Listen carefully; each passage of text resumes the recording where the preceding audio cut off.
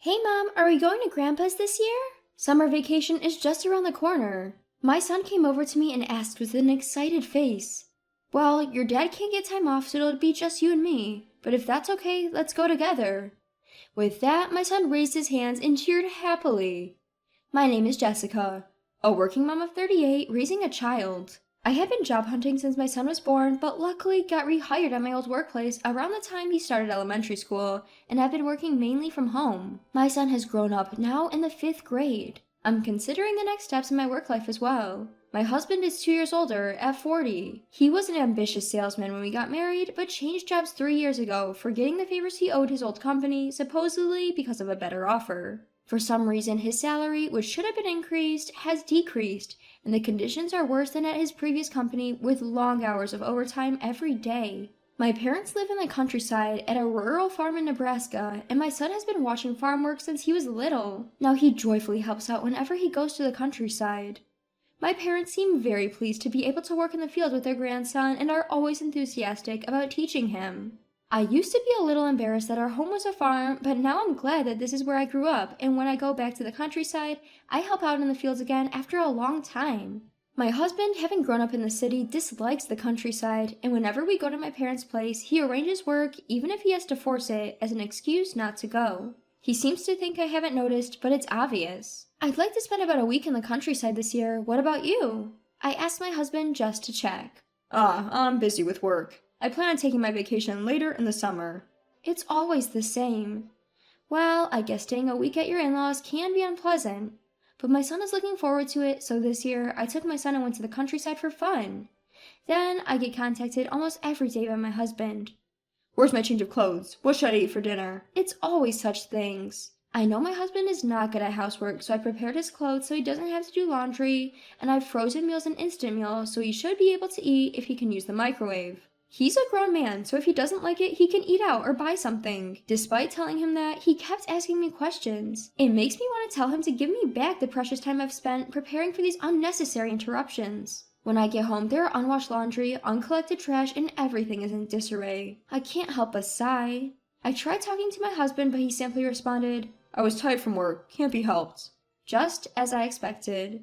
I usually work, take care of our son, and do house chores, yet how is it that he can't do anything, even his personal tasks, in just 1 week? I feel frustrated, but I can't bring myself to start a fight that's clearly on the horizon. A month later, our son, who had just returned from visiting our relatives in the countryside, seemed to have more moments of contemplation. I thought he might just be missing the family he had stayed with. When I asked him why, his answer was surprisingly mature. Grandpa and Grandma seem to be struggling with their farm work. I wish there was an easier way for them. Apparently he was concerned about his grandparents. I was touched by his empathy and felt proud of his growth. Later, during a rare visit to the office, I had a casual chat with the boss and mentioned this conversation. My son was worried about his grandparents who work in the fields. My boss seemed intrigued by my comment. Apparently, they were planning to apply our company's technology to agriculture and start a new project. Despite being a small company, we have developed various products. They want to introduce those to agriculture. In other words, to implement IT solutions in farming. They were looking for farms willing to collaborate for a pilot project, so I immediately talked to my parents, agreed to assist, and they decided to participate. Since then, there's been a new spark in my life. The nature of my work has shifted from mundane tasks to creative ones. The prospect of helping my parents and the excitement of coming up with new ideas keeps me exhilarated. I suppose I look just like my son, who's eager to go visit the countryside again. This is the kind of work I've always wanted to do. Seeing me like this, my husband, misinterpreting my enthusiasm, asked me in a bad mood, Are you having an affair or something? Excuse me? Taken aback by his outrageous question, I let out a surprised squeak. I had to explain the situation to him again. It's not an affair, I'm just enjoying my work. I've discussed it with my husband, but his response has always been nonchalant, just an, uh-huh. This time, however, he surprisingly smirked and dismissively said, You're turning into a farmer now, huh? I was annoyed by his condescending attitude towards farming and rural life, but thinking it's best for our son to have both parents, I've never considered separating from him. But life's turning points can't come out of the blue. A few months later, I ended up leaving my job to start my own venture. I found that there were more things I wanted to do on my own, and after discussions with my company, it was decided that I would go independent but still collaborate with my current company. I had been talking to my husband about it for a while, but when it actually came to leaving my job, a big incident occurred. I approached my husband when he got home from work. "Welcome home. Just like I told you, I quit my job today." I reported to my husband again, just to be sure. Suddenly, he gave me a stern look. "What? You really quit? Why, you're going to be a bum?" Huh? I almost blurted out the same words as my husband. Hadn't I been talking about this all along, and hadn't he been listening? Who's quitting work? Listen, I've been telling you this for a while. I'm not going to stop working. I'm going independent. Going independent, that's just a fancy excuse, isn't it? Even up to now, you've just been lounging around at home with your laptop open. I can't even tell if you're working or playing. You're just saying you're going independent so you can play on your computer and feel like you're working, right? Did my husband just say something outrageous? I wonder if the reason why working from home is not understood is because there are a certain number of people who think like this. Playing? I am properly working. I prepared to argue back, ready for a fight. I understand why you might feel that way, but I've been working properly, doing housework in between, and I don't think I've ever slacked off on my work, housework, or child rearing, have I? Since you're at home, it's only natural that you do the housework and child rearing. It's your job. I let out a sigh at his words. If that's the case, you should be earning a decent income. Your salary has been lower since you switched jobs, right? Right now, I'm the one earning more. If I were a stay-at-home wife, maybe that would be acceptable, but that's not the case, is it? And in fact, I'm contributing more to our household income. But you're quitting, right? So you're a bum. My husband sighed and walked out of the living room. We can't even have a proper conversation, so it doesn't even turn into a fight. I thought things would go back to normal the next day, but then my husband came back and stopped in front of the table. Wondering what was going on, my husband spoke. "A wife who doesn't bring in money is useless. Write this down and let's get a divorce." From out of nowhere, my husband laid divorce papers on the table. For a moment, I was confused, but I accepted it out of anger at his actions. Really? Are you sure about this? With that, my husband gave a sly smile. "Of course. I'm not obligated to support a housewife who doesn't work." "Oh, I see. It's futile to say anything to this man. I can't do anything about it. But we have a son, so divorce isn't that simple." When I brought this up, my husband laughed it off. "You take him with you. Raising kids is a mother's job, right? Besides, he doesn't look like me at all. Whose kid is he?" I couldn't believe my ears. My husband has gradually stopped playing with our son and now hardly talks to him at all, but I never imagined he would say such a thing. How can you say that? He's your son through and through. "You're just saying that because you want child support, right?" Feeling insulted, I raised my voice.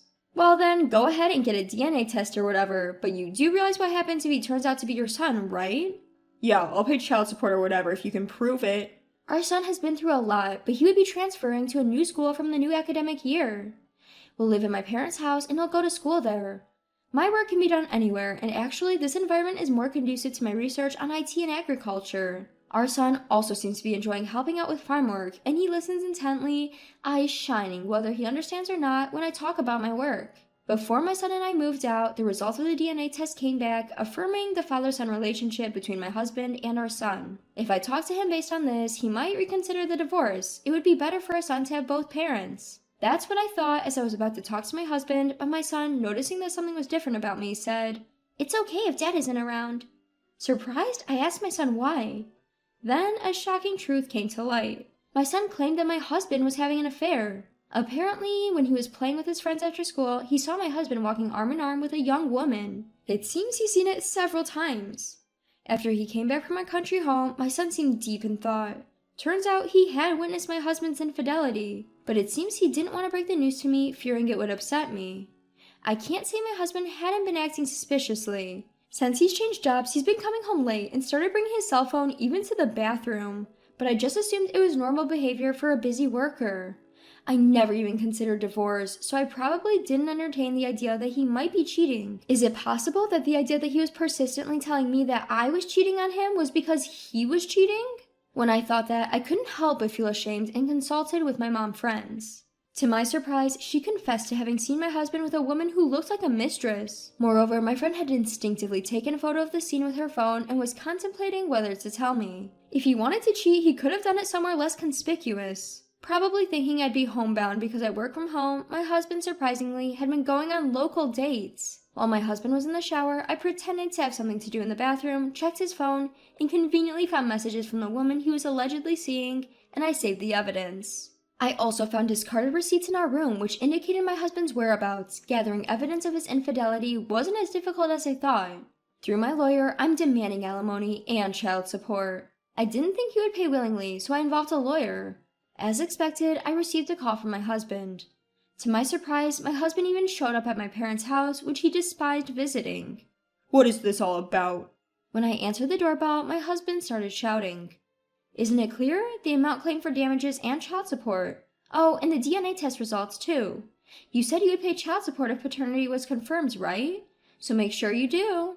Also, you know what this is about, right? Compensation for infidelity. I was beyond anger and found myself laughing. My husband kept denying any infidelity. Of course I no longer bought his words. I snatched the envelope he was holding, took out its contents. These are the proofs of your infidelity, so that's the claim for damages. You get it, right? You kept saying that I was being unfaithful, but it seems that ideal only came up because you were the one cheating. Moreover, the woman you were cheating with isn't from your previous workplace. To make things worse, she's married and her husband is your colleague. You moved jobs not because you were headhunted like you bragged about, but probably because it got uncomfortable after the affair. I never thought you were cheating when you said you had overtime. While sighing, I stated the facts and my husband glared at me. This is a setup. Anyone could forge these photos. His stupidity left me too drained to argue. Well, you might think it's fabricated, but that is genuine. What? Why? Because I'm not so idle as to make fake pictures, and I'm the one who obtained this evidence. I grew frustrated as my husband kept insisting it was fake. Surely you must be worried about another alimony claim. I guess your current salary isn't as low as you made it out to be. The reason you couldn't contribute to our household expenses was because you were paying off the alimony from your affair, wasn't it? I knew something was off. You were secretly making payments from your salary to the ex-husband of your mistress, weren't you? Well, that sure would drain your money, but don't worry, you'll be paying again this time around. It seemed as though he and his mistress believed they were fated partners who had mistakenly married others. If that were the case, he should have just divorced me. But I guess he didn't want to divorce me because he knew he would have less disposable income. This time, my husband was so adamant because he genuinely thought I had cheated in the past and that our son wasn't his. That it was really his son. Hadn't his wife been having an affair? That was what the mistress had manipulated him into believing. Considering he could doubt me based on such claims, it's definitely the right decision to get a divorce. Anyway, we're getting divorced. We're already living separately, so there shouldn't be any issues. My husband's expression hardened at my words, but I just laughed it off. Oh, I suppose there might be one issue. You're probably having a tough time maintaining the house, aren't you? You can't even use the washing machine or take out the trash. But you'll be evicted if you let it become a dump, so you better clean up. I have no desire to return to such a place. I won't be returning to that house. Do your best with your mistress. Oh, and I want the alimony and child support in one lump sum. I don't want to deal with unpaid installments. Even if you have to get into debt, you should pay it off first. Thank you. Hey, wait. Despite the desperate look on his face and the cries in the hallway, when he realized no one was paying him any attention, he dejectedly walked out, got into his car, and drove off. Apparently, he was surprisingly upset by the fact that it was proven that our son was indeed his. I guess he lost faith in his mistress, who kept insisting that they weren't related. The divorce with my husband was finalized smoothly after that. As promised, I received the alimony and child support in one lump sum. He couldn't afford it even after dipping into his savings, so he dutifully took out a loan. When I made a claim for damages against the mistress, a huge argument broke out between her and my ex-husband. She was outraged, yelling, "Why should I pay damages?" But it's only natural since she was the one who had an affair with a married man. They had to leave the apartment we lived in because they couldn't afford the rent. They've now moved to a rundown apartment, and the mistress seems unhappy about it, but they have nowhere else to go, so they're reluctantly living together. Meanwhile, I'm fully back on track with my work, and I'm enjoying every day. When I got a job related to IT, I never thought I would have a future like this, but it's like a dream that what I've studied is helping my family's agriculture. With the adoption of IT, the hours of work in the field have been reduced, and my parents are glad to say that it has lessened their physical burden significantly. My son has started middle school, and I was worried whether he'd fit in, but he's off to school today, bright and cheery.